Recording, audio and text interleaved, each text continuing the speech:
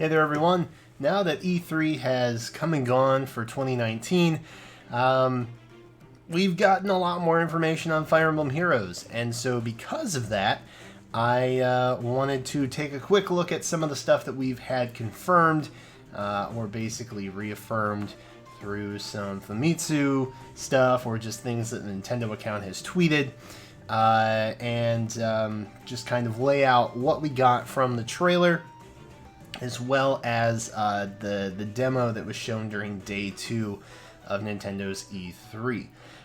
Now, I did kind of give my initial impressions back during the overall Nintendo E3 Direct that I talked about a couple days ago at this point. So this is really just going to be talking about what we got, what you may have missed from the demo, from the trailer. And it's not going to be like this freeze by frame type take. It's just going to be what was definitely reaffirmed, and there's very little speculation in this, although I do speculate a little bit. I actually scripted most of this. That's right, I'm professional. So hopefully this will be pretty short, sweet, and to the point for the most part.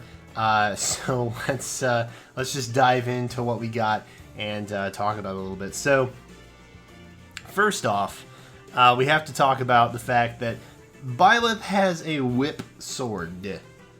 Okay? Is anybody else getting like hardcore Quistis vibes? Teacher, whip, sword? No? Just me? Okay. So this appears to be kind of like the similar-esque bone type weapon that we saw being held by the woman from the Church of Saros back during the very first trailer that we got a while ago at this point. I don't even know how long ago it was. But this is likely going to be a hero relic, and that was something that they kind of talked about during the stream. The hero relics are kind of like an S-class type weapon, and I use that lightly because they didn't make that comparison. That's just kind of my understanding of it. But they're only going to be available to those who have the appropriate crests. So skill level doesn't really have anything to do with that. I'm sure it does make an impact, like you have to have a certain skill level within swords, for example, to use this. But you also have to have a crest. And crests are seen as kind of like a social status and a power, in a sense. Which it was also alluded during the demo stream that not everyone may be happy with this particular class system. Curious.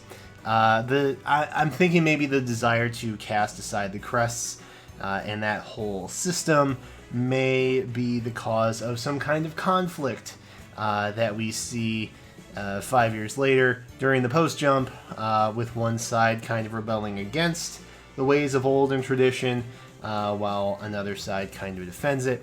Based on the aged characters that we saw, I would maybe presume that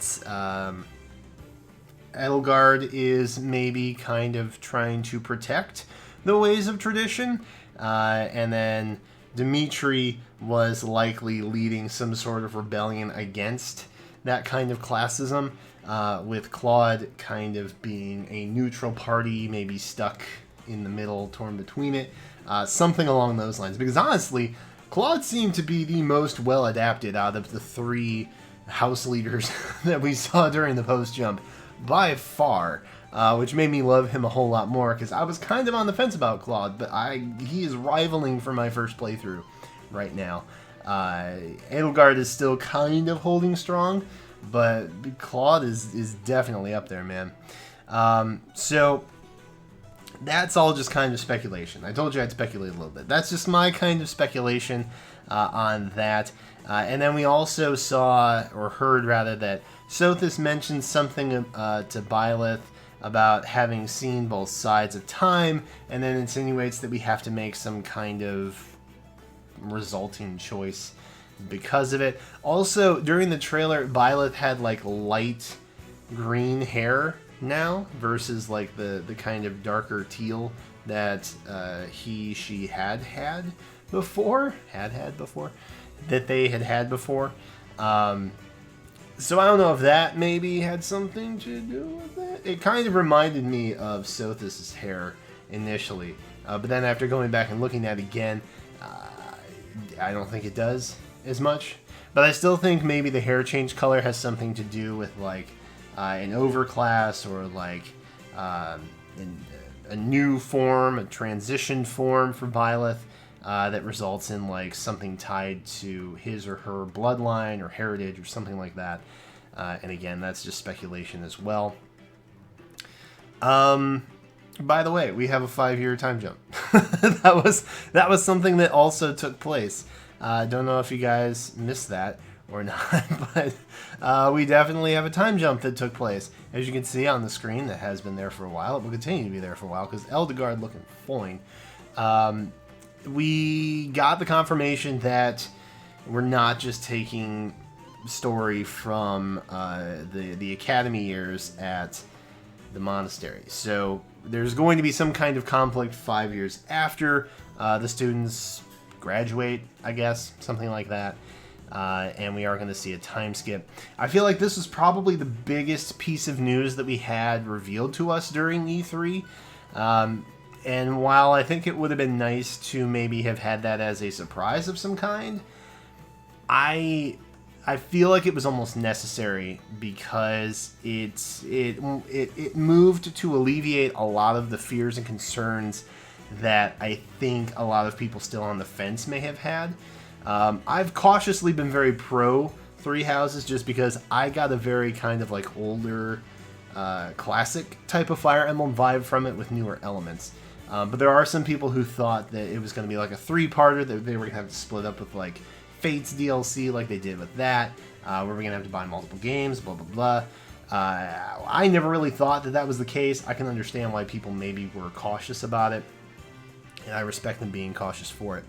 But we have a very good prospect developing before us. And a lot of people were concerned that it was going to turn into like this high school anime dating sim thing. I even had those fears at one point as well. But now that we know that relationships, this is another piece of news that we got, romantic relationships will be available, but they're only going to be available post 5-year jump. And so this indicates kind of a couple things. First, the game, like I said, doesn't take place just during the school years at the monastery, and likely a particular setting will no longer be it'll likely be the first half, with the conflict taking place in the second half, if that, because I feel like the relationship system might take a while to develop, so it may be more of a 1/3, 2/3 type situation rather than just 1/2 and 2/2. So the school year may actually be a smaller portion of the overall story, which I think people might enjoy. I don't know. But the school years definitely kind of lay this groundwork. And second, and this was confirmed later in a GameSpot article, there will be no children from these relationships, so we don't have an offspring system. Yay! So that's good news for, I think, everybody.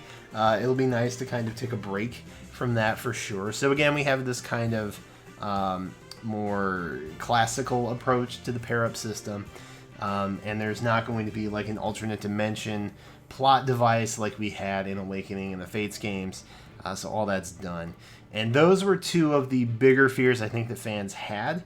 And just to point it out, I think Nintendo did a fantastic job of kind of mitigating those fears by telling us enough, but not too much, because not everything is ruined. We didn't get like a whole mess of stuff happening, and we're about 6-ish weeks away from the game dropping.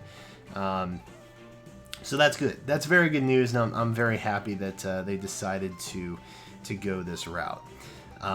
Additionally, we do actually see Sothis in the demo stream, like super briefly. You can see her there, but the hosts actually kind of quickly glossed over this, and they were like, just don't worry about it, it's fine, it's totally normal, blah, blah, And then that was all that they really talked about. That was just it. That was literally just it. And if you watch the stream, Byleth actually started up a little bit further ahead. So I don't think Audrey she was the one playing. I don't think she was maybe supposed to back up that far and show Sothis. So maybe that was a bit of an oopsie on their part. So this kind of tells us that while Sothis seemed to be kind of like in a pocket dimension somewhere just talking to Byleth, it almost looks like Sothis is going to be with Byleth like the entire time. But we do know that Byleth is the only one who can like see and hear Sothis anyway. So that's just kind of just an aside. It looks like Sothis will also be taking part during all of this within the same setting, which we hadn't really known before. So getting back to the students and the jump, supports can still happen before the 5-year skip. In fact, there are some supports that can only take place before the jump as well as after the jump. So the 2 time periods that we know of that we will be taking part in, there are unique events to both of those settings. And so this kind of means, and this was confirmed by the players again, that how you play in the first half of the game will also likely impact how the second half kind of unfolds. And this assumption was also reinforced when they said that every decision you make in the game impacts battles and other events. So every choice that you make kind of helps develop the story overall. And I think that's really exciting because it offers a lot of different replayability. I feel like most people who are unfamiliar with Fire Emblem, who maybe aren't as comfortable with the system or what have you, they're probably going to play a little more casually, a little more conservative in their first go, but maybe during their second or third playthrough with a different house, they might kind of branch out, do a little more with the battle system, try some different classes, things like that, and maybe tweak the way that the story unfolds in a slightly different way so that they get a little bit different playthrough experience in that as well. So I think that's really, really cool. So one of these events that you can actually tweak is the house that you choose to instruct. That's one of the main decisions that you make that kind of sets you on a course. And it was confirmed that the house that you initially choose, either Black Eagles, Blue Lions, Golden Deer, that will be the representative side that you support in the conflict during, or after rather, the post 5-year jump. So while it didn't necessarily seem like a huge decision at the front, I think experienced players maybe kind of got, like, if you've played games before where you have to make a decision in the beginning of the game, I think we all kind of think like, oh, well, this is going to impact something pretty big in the future, right? It's not like in Xenoblade 2 where you just had to choose whether or not you called Pyra Mithra or Pyra, or Mithra, Pyra or Mithra, whatever. You had to pick a name and it didn't really change anything too much. This is not one of those. This is not one of those situations. So while you may be choosing a side, it's also not just the students from that house that will be available to you. And this was something I think that a lot of people were happy about, because it does kind of give you a little bit of differentiation when you are playing through. So maybe there's a student, like 1 or 2 students from a different house, but you really want to go with Black Eagles. But you know, there's someone from the Blue Lions that you're a really big fan of, and you want to be able to have access to that student. That is very possible. And the way that you kind of go about doing that is if Byleth has strengths in certain skills that those students are looking to seek out, you can actually kind of like recruit them. We don't know how many students you can do this for, but we do know the ones that you have access to will be able to unlock special paralog battles, as you can see down there. That's what they're called. So that's kind of good, right? It gives you a little bit of extra content. You'll be able to engage in story and battles that you otherwise wouldn't have with just the students in your particular house. So it kind of helps blend some of the story together, no matter what house you choose. And I think that is a good choice without it getting a little too overwhelming, because it does seem like there are a lot of characters in this game. And it's not just other students that can be under Violet's tutelage.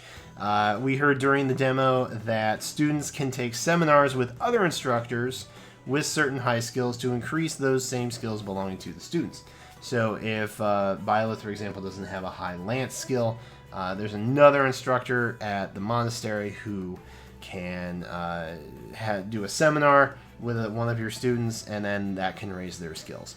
So again, this all kind of develops from that relationship building that you have, because you can also interact with other instructors, not just the students.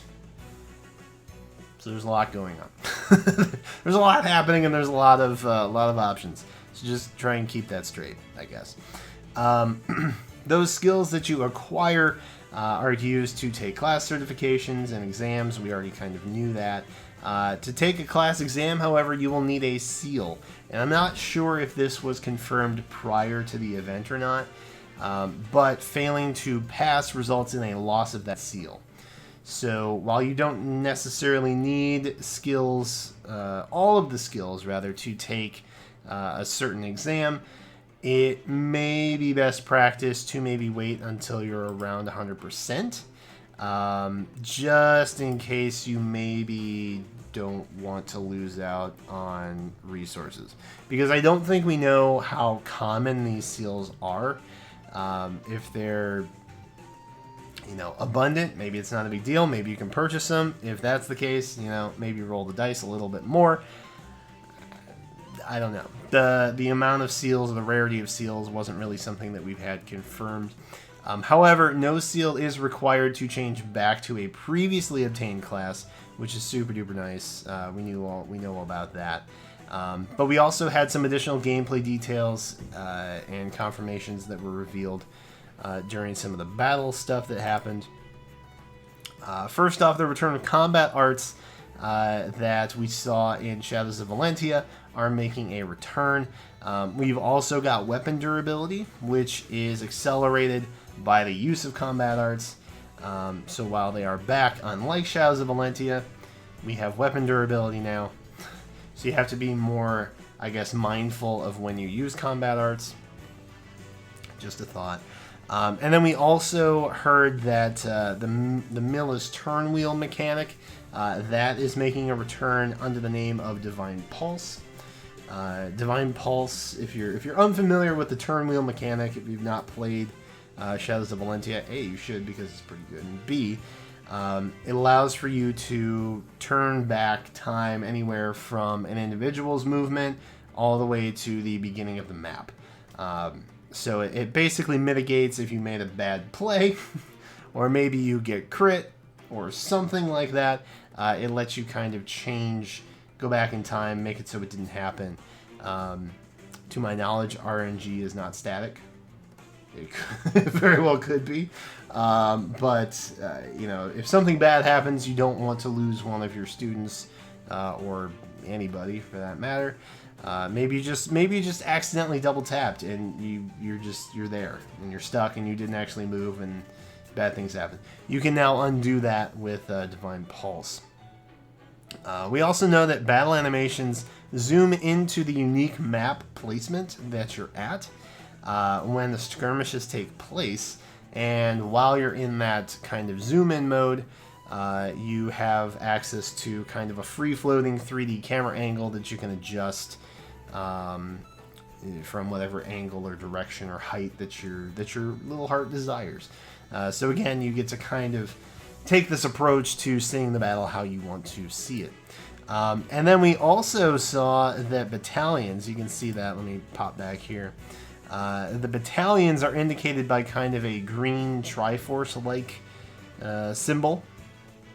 You can assign those battalions to the individuals, and that's what those mob-like animations were. Those would be the battalions. And they're also used to activate gambits, as you can see here. It's kind of like the old crit screen from Awakening, for example. I'm sure others have it as well. But that helps you unlock their gambits and use that. And so that was pretty much everything we saw for the most part from E3 that maybe we got a little more clarification on or absolute confirmation for. General thoughts, I think overall the game is coming across with kind of a more classic feel, and I've been saying that for a while, but this pretty much reaffirmed it. But it's also innovating with like newer mechanics to help offer a more customized kind of approach and feel to the game. So I think that's going to allow the individual, based on their preference, experience level, comfort level, all kinds of things, kind of build the playthrough that they want to use and enjoy. So with that, I will pass my question off to you guys because I've been rambling for a long time already. What are your thoughts? Did this help kind of ease your mind? Did you learn too much? Did you not learn enough? Let me know in the comments as always, but be nice to other people. I know I don't have to worry about that, but and if you're new here and you haven't subscribed, feel free to browse around the channel if you want. I put out a lot of Heroes content mostly, but as you can see, we're covering some 3 houses as well. And by the way, we'll also be starting a 3 houses giveaway in a couple of weeks. I'm trying to put the finalizing prep on all of that stuff, and you're not going to want to miss that. And subscribing would probably help you keep up to date, because I will likely be updating the community tab for the most part.